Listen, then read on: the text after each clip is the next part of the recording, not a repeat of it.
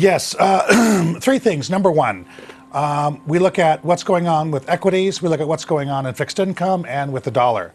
And in the case of equities, we had a equity rally. In the case of the dollar, we had a flat dollar. In the case of the 10-year bond, we had a flat bond. And so when you take into consideration not what all the talking heads are saying, but what the markets are saying, the markets are saying this is good, this is appropriate, this is where we should be.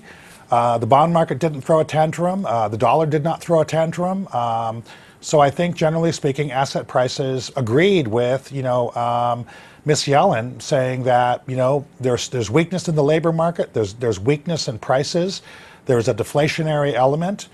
I always want to tell people about the Minnesota Fed governor, the Indian guy who has been a lone voice in the wilderness saying we need to pay attention to what's going on with the deflationary impact on labor and prices from companies like Amazon and Alibaba and Tencent and Google and Microsoft. There's a lot of deflationary pressure out there on labor and prices and the effect that these massive companies are having on our ability to buy cheaper and cheaper goods at lower and lower prices, which damages more and more jobs. And this is something which is a really powerful phenomenon in the background that I'm sure the Fed is taking into consideration.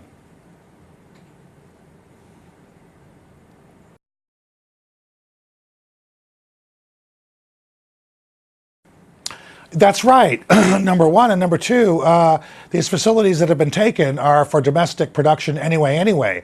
And so I think that is very much appreciated by the community, and I think that's why the equity market is sort of brushing this off. Furthermore, it's clear that if the U.S. has a rapprochement with Iran, that Iran has an extra 5 million barrels a day that can come online. And one of the issues here is the enemy of my enemy is my friend, and so suddenly the mess in Iraq could cause the U.S. and Iran to have a little bit more of a rapprochement and to allow that oil to come on the market. So there is 5 million barrels a day of sidelined oil from Iran that can come on the market, and so I think that's why interest rates, currencies, and equity markets all together are all giving us a great big yawn so far about the problems in Mosul.